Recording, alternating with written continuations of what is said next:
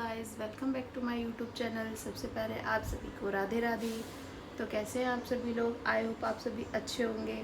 तो आज है भगवत गीता का अध्याय का 9वां दिन और आज हम पढ़ेंगे 9वां अध्याय। तो रोज़ की तरह सफ़र में बने रहें आप हमारे साथ, जैसे हमेशा बने रहते हैं और प्यार बरसाए जैसे हमेशा बरसाते हैं।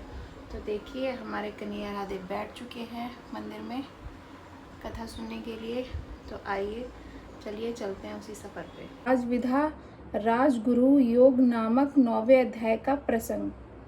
7वें और 8वें अध्याय में श्री कृष्ण भगवान ने परमेश्वर तत्व को भक्त द्वारा सुलभ बतलाया और अब अपने अचित्य ऐश्वर्य और भक्ति के असाधारण प्रभाव को कहने के लिए 9वें अध्याय का उपदेश करते हैं, जिससे आरंभ में विज्ञान सहित ज्ञान का वर्णन करने की प्रतिज्ञा करते हैं। श्री कृष्ण भगवान बोले, हे अर्जुन, तुझ दोष दृष्टि रहित भक्त के लिए उस विज्ञान उपासना के सहित ज्ञान को कहूँगा जिसके ज्ञान से तुम संसार के सारे कलेश से मुक्त हो जाओगे।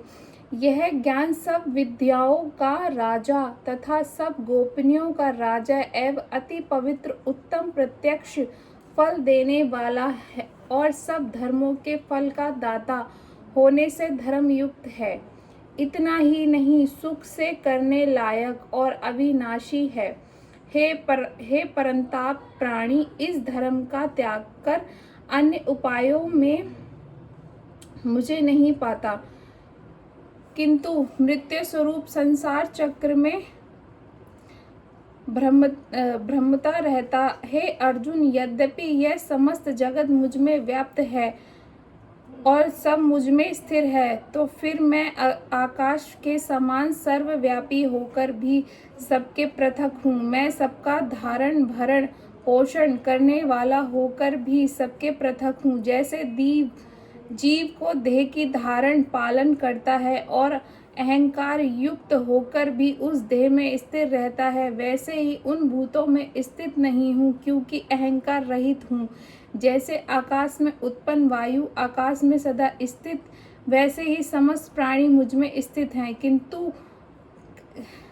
हैं। हे कुंती पुत्र, प्रलय काल में समस्त भूतों का मेरी प्रकृति में लय हो जाता है और कल्प के आदि मैं उनको फिर से कर्मों के अनुसार रचता हूँ। हे अर्जुन, वे सृष्टि आदि कर्म मुझे नहीं बांधते हैं, क्योंकि मैं उन कर्मों में आसक्ति रहित हूँ और उदासीन से सदृशा स्थित हूँ। मुझ अधिष्ठता द्वारा यह मेरी प्रकृति माया और समस्त जगत रचा जाता है तथा अवागमन रूप चक्र में घूमता हूँ।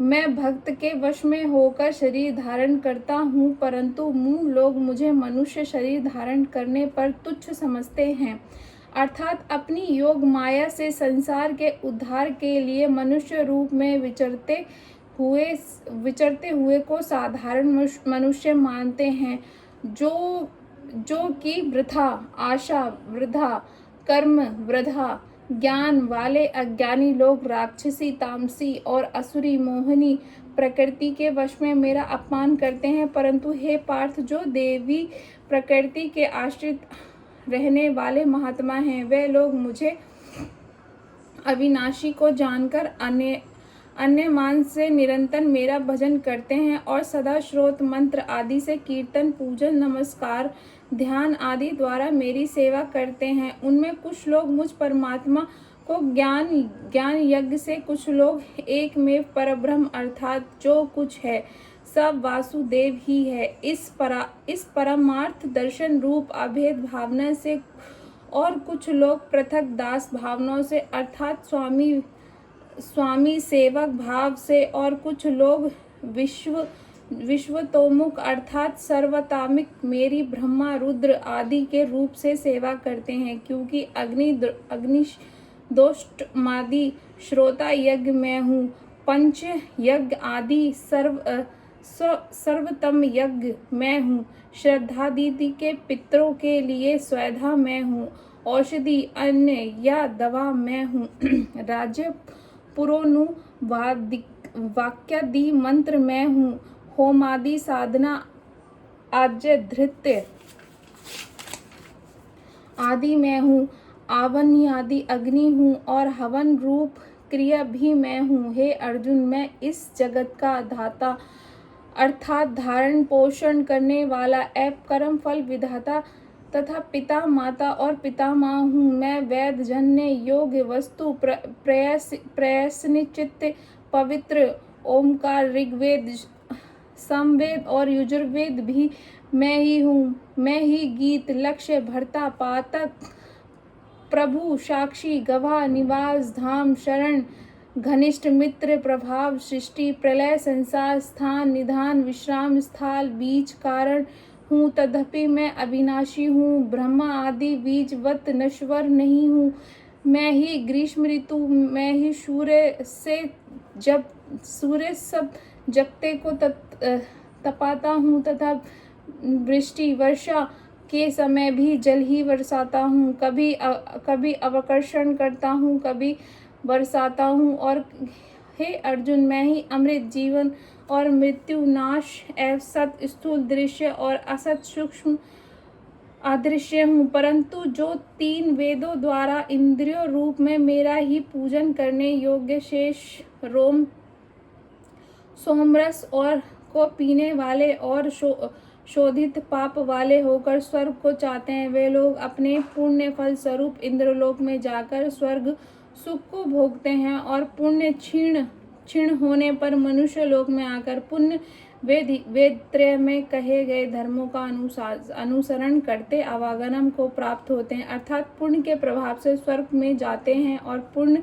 क्षीण होने पर मृत्यु लोक आते हैं। किंतु जो भक्त जने अन्याय भाव से चिंतन कर मेरा भजन सेवन निष्काम भाव से करते हैं, उनका योग धन आदि लाभ क्षेम लब्ध का पालन और उनके अभिपृथक व मोक्ष का मैं ही वाहन करता हूँ। हे कुंती पुत्र, जो लोग दूसरे देवता का पूजन करते हैं वे आवागमन को प्राप्त होते हैं। मैं सब यज्ञों को उस देवता के रूप में भोगता हूँ, प्रभु हूँ, परंतु लोग मुझको नहीं जानते हैं, इसी से आवागमन में गिर जाते हैं अर्थात पूर्व जन्म को प्राप्त होते हैं। कारण कि देवी देवताओं के पूजने वाले देवीगत, पितरों के पूजन वाले पितृगत, भक्तों को पूजने वाले भूत गति को पाते हैं और मेरी पूजा करने वाले भक्त मुझमें परमानंद स्वरूप नारायण को पाते हैं। इसलिए मेरे भक्त का पूर्व जन्म नहीं होता। हे अर्जुन, जो भक्त पत्र